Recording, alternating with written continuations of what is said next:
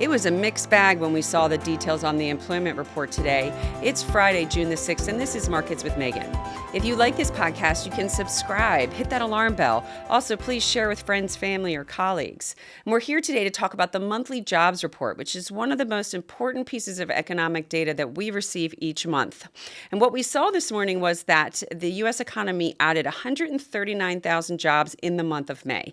It was slightly better than expected, but when you take into consideration the prior 2 months, we saw net downward revisions of about 95,000 jobs. So this shows that the payroll and the labor market is starting to weaken. But let's dig a little bit further into what the Fed will be looking at. First of all, we saw the unemployment rate stay basically unchanged at 4.2%.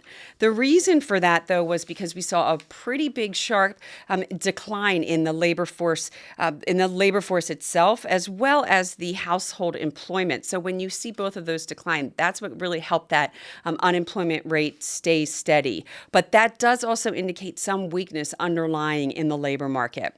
We saw the labor force participation rate also decline. It's to 62.4%. That was a 3-month low. So again, a little more softening here in the way labor market is evident.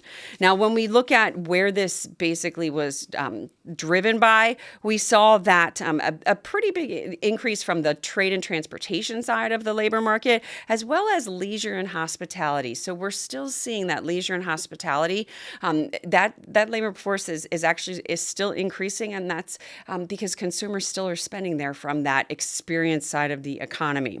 When you look at the federal government, now this has been highly scrutinized because of what's happened with the DOGE effect, but we saw the 4th consecutive month of payroll declines for the federal government, and over the last 4 months, we've lost about 59,000 jobs in the federal government.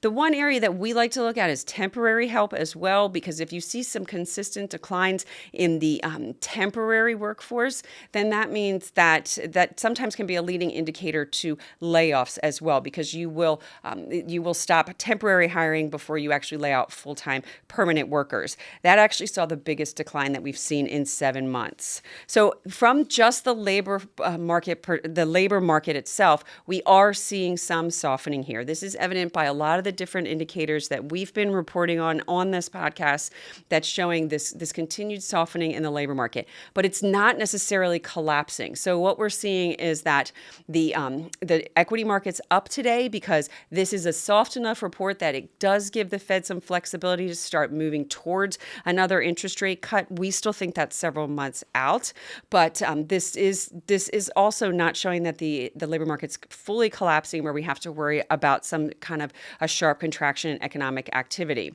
Now, the one area that the Fed's also going to focus on that we get in this report is the earnings side of this. And we did see another uptick, better than expected, in average hourly earnings. On a monthly basis, average hourly earnings rose 0.4%. The expectation was for them only to rise 0.3. And on a year-over-year basis, they're rising now 3.9%, which matches the monthly, the year-over-year increase we saw in April. But if you go up to the 20 months leading up to the pandemic, the average hourly earnings were growing on a yearly basis by only about 2.5%. We bring this up because if earnings continue to grow at such a robust pace and higher than average, this can be an inflation indicator. So the Fed's going to pay close attention to this. That's why we don't think that they're going to be ready to jump on cutting interest rates this month or next month. We still think it's further out into September before we'll see the first rate cut. But it does, if this continues down this path with this softening, the Fed will likely be able to continue on their easing cycle. That's all we have today. If you want a history of our podcast, you go to marketswithmegan.fm. Thank you.